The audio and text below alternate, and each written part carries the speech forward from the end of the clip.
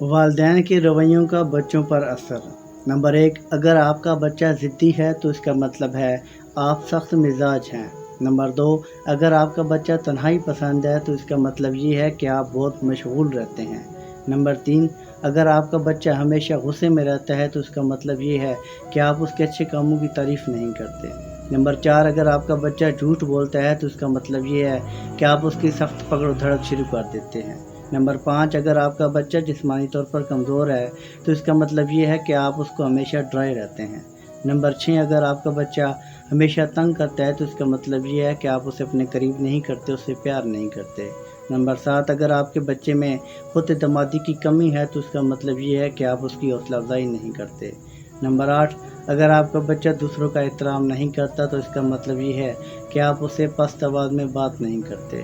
Number 9، اگر آپ کا بچہ چوری کرتا ہے تو اس کا مطلب یہ ہے کہ آپ اسے خرچ کرنا اور ہدیہ دینا نہیں سکھاتے۔